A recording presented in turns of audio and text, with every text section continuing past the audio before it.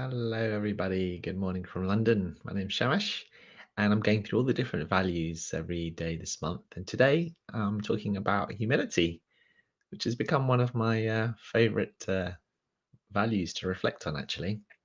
And as I was thinking about what to share with you today, I started to search around for some quotes and quotations on the topic of humility. And there's so many great ones. The first one that comes to mind is from Socrates. And as you may know, the story of Socrates, although apparently they never found this as his particular quote or particular saying, but there's a bit of controversy there. But Plato wrote that he said, "The one thing I know, only one thing I know, and that is that I know nothing." So Socrates often said this, and he went around talking to all sorts of different people, saying that, okay, you know something, let's talk about it, let's explore it. And he found out that actually, when he kept asking them questions and questions, they didn't really know, even though they said that they knew. And then there was this oracle at Delphi that said the wisest person is Socrates, not because of his knowledge, but that he knew one thing, and that he knew nothing. And I think that links quite nicely with humility. So Socrates is the first person that came to mind. But interestingly, Einstein has spoken about this a little bit as well.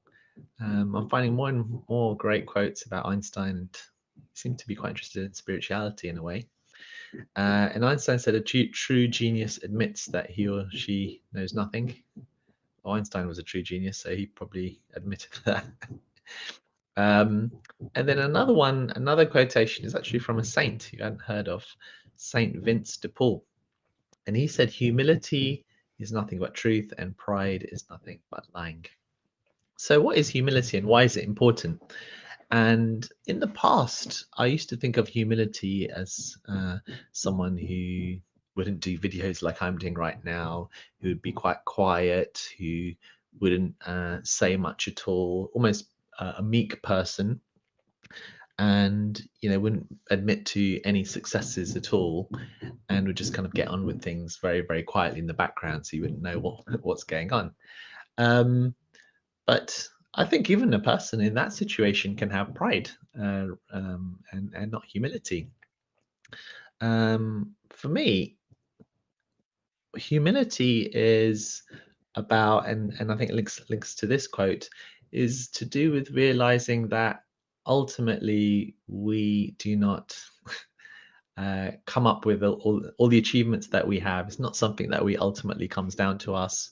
The thoughts or the insights we have are not down to us. The achievements that we have are not ultimately down to us alone. Um, and the knowledge that we have may or may not be true, and it's not something that we kind of generate ourselves.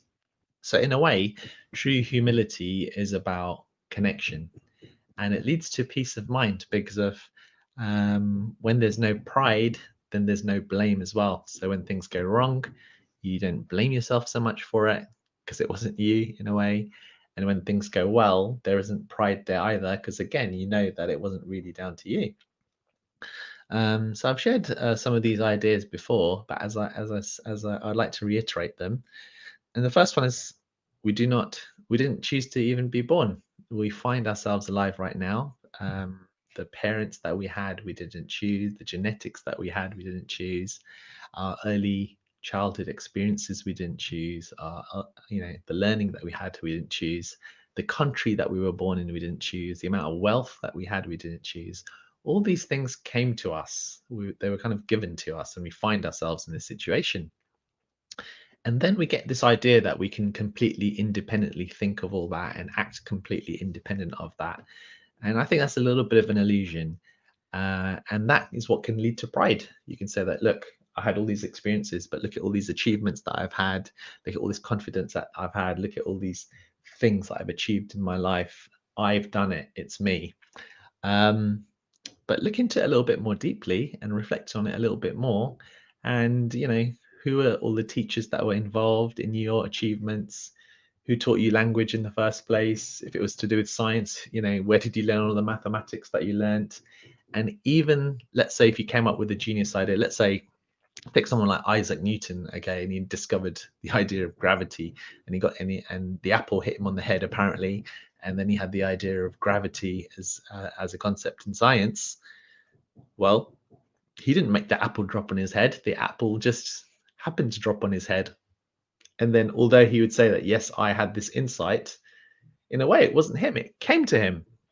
And, a lot of creative people talk about how, it wasn't me, it happened. Like, people who are amazing dancers saying the dance just happened to me. Or I remember reading about Mozart and the music coming to him. And he was just kind of writing down everything that was coming into his mind. And it's tempting to say that, oh yes, he's the genius, or that scientist was the person who did it, or that artist that did it. But then we go from a place of humility, and which is the truth that actually things come to us rather than we do them, um, to a place where I did it or the ego did it. And how does this lead to peace of mind?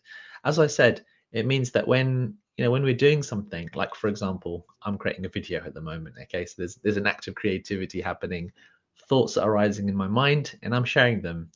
But I don't have control of what thoughts are going to pop into my head. I don't have any control of how well my voice box is going to work, or how the words are going to flow out. And as I'm sharing and speaking with you, there's digestion happening, my immune system's doing its work, blood is circulating, millions and millions of neurons are firing. I'm not doing any of that stuff. It's happening. And then the ideas I'm sharing with you are probably from books that I've read, ideas that I've read.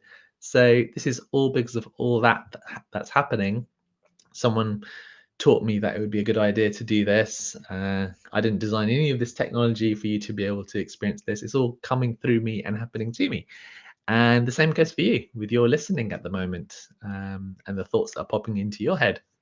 So this means that if it goes really well, and let's say I do get, let's say, more people listening or more people engaging or whatever, there doesn't need to be a pride that goes there because if I didn't do it. And at the same time, if it goes completely wrong and I'm just talking to myself, then there isn't so much blame there either, because of, again, it wasn't really me or my doing, it happened. And so I think humility is really, really underrated because it's misunderstood. And actually, humility leads to an amazingly wonderful peace of mind for us. Um, so I think it's something that I would urge you to explore a little bit more. Think a bit more about, actually, all these achievements that I've done in my life. Was it really me? And particularly not just thinking about that, but all the things that went wrong, the wrong decisions that you felt you made, or the wrong relationships that you got in, or the wrong work that you're involved in. Was it really your fault, or did they happen to you? Were they just part of the circumstances and the situations of the universe that meant that happened? And so if you think that way, then there's a greater peace of mind that comes. You don't have the burden of pride, because that can be a burden as well, for sure. It doesn't feel good, I think, for quite a lot of people. And even if it does, it's quite a temporary feeling.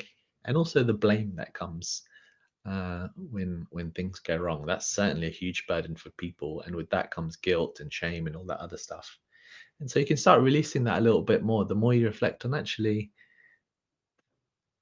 uh, all my achievements as well as all my mistakes, they kind of just happened. They were part of the circumstances and situations. And so there's a bit more humility there and more freedom and peace of mind as well. So I'd love to hear your thoughts on that slightly radical way of thinking about things, but I like that way of thinking personally. I'd love to hear from you and your thoughts on that, Dee. Thanks a lot for listening, and look forward to sharing with you our next thing.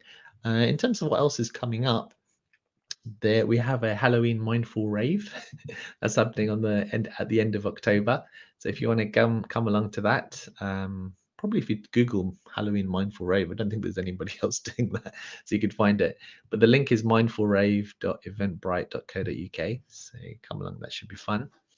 That's in the afternoon and Halloween, especially if you happen to be at home or with the kids, whatever, you want to do something different. That'll be live streamed from Malaysia. I think it'll be from 1 p.m. to 2:30. We might make it a bit longer. So that's that happening. And if you happen to be on my email list tomorrow, there's going to be a competition to win some free places on our daily mindfulness club. And I teach a different thing about different mindfulness meditation every day. So if you'd like to join me with that and get a chance to win a free spell, then sign up on my email, shamashaldina.com, and you'll be able to get that info. I'll try and share it on here as well too tomorrow. That's it from me. Have a wonderful day, and I'll see you tomorrow. Hope you like my fig tree in the background.